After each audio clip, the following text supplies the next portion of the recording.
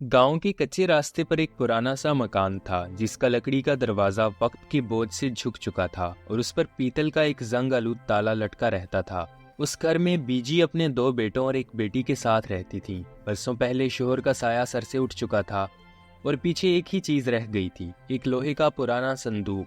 गांव भर में ये मशहूर था कि उस संदूक में बीजी के आबाओ अजदाद का कोई बड़ा खजाना छुपा हुआ है, इसलिए गुर्बत और तंगी के बावजूद बीजी उसे कभी नहीं खोलती। लोग समझते थे कि वो संदूक ही उस घर की आखिरी उम्मीद है। एक साल सर्दी गैर मामूली हद तक बढ़ गई, कामकाज रुक गया और घर में फाकों की नौबत आ गई। बेटों के सब्र का पैमाना लबरेज होने लगा। एक रात उन्होंने हिम्मत करके बीजी से कहा, अब मजीद बर्दाश्त नहीं हो रहा, क्यों ना उस पुराने संदूक को खोल लिया जाए। अगर उसमें वाकया सोना या जवाहरात हैं तो उन्हें बेचकर ये मुसीबत खत्म की जा सकती है। बीजी ने ये बात सुनी तो उनके चेहरे पर हल्की सी मुस्कुराहट आ गई। उन्होंने नरमी से कहा, इस संदूक की चाबी उनके पास नहीं बल्कि बच्चों के इखलाक और अकल के पास है, और जिस दिन वो एक ही चीज से पूरे गांव का दिल जीत लेंगे, ये संदूक खुद ब खुद खुल जाएगा। अगले दिन घर में बस 1 किलो प्याज और चंद मुट्ठी आटा बचा हुआ था। बीजी ने बच्चों को पास बुलाया और कहा, आज वो इसी प्याज से ऐसी दावत करेंगी जो बड़े बड़े रईसों को भी नसीब नहीं होती। बच्चे हैरान थे कि एक मामूली प्याज से क्या हो सकता है, मगर बीजी ने अपनी दानाई का अमली मुजाहिरा शुरू किया। उन्होंने कुछ प्याज भूनकर एक हल्का मगर खुशबूदार शोरबा तैयार किया और उसे पड़ोस में रहने वाले एक बीमार और तन्हा बुजुर्ग के घर भिजवा दिया जो सर्दी के बायस खांसी में मुब्तला थे। गरम शोरबा पीते ही उस बुजुर्ग के दिल से दुआएं निकली जो किसी भी दौलत से ज्यादा कीमती थी। बाकी प्याज को बारीक काटकर बीजी ने थोड़े से बचे हुए बेसन में मिलाकर कुरकुरे पकोड़े बना दिए।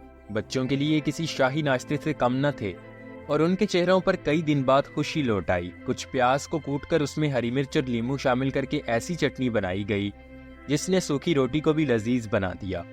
बीजी ने अपने बच्चों को समझाया कि जायका महंगे खानों से नहीं बल्कि सलीके से पैदा होता है। सबसे बड़े प्याज को बीजी ने काटने की बजाय मिट्टी में दबा दिया और बच्चों को बताया कि ये उनका कल है जो आज नहीं तो कल उन्हें सैकड़ों ब्याज देगा।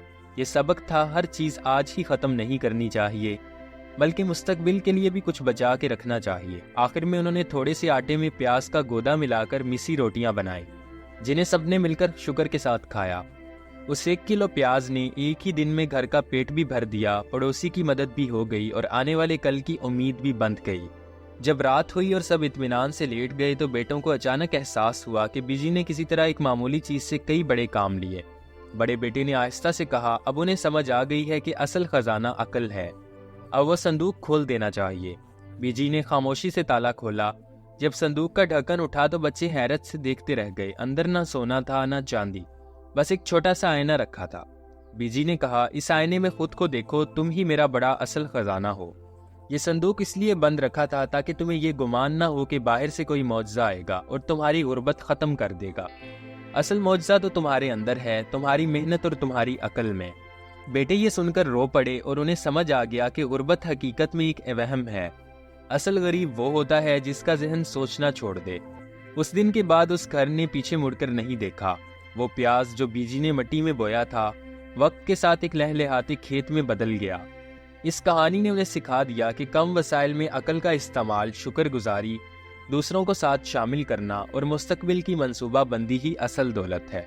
जिंदगी में कभी ये नहीं सोचना चाहिए कि हमारे पास कुछ नहीं, क्योंकि अगर एक ख्याल, एक नीयत और एक शुक्रगुजार दिल मौजूद हो तो इंसान दुनिया का सबसे अमीर इंसान बन सकता है। संदूक खाली हो सकता है मगर सोच हमेशा भरी होनी चाहिए।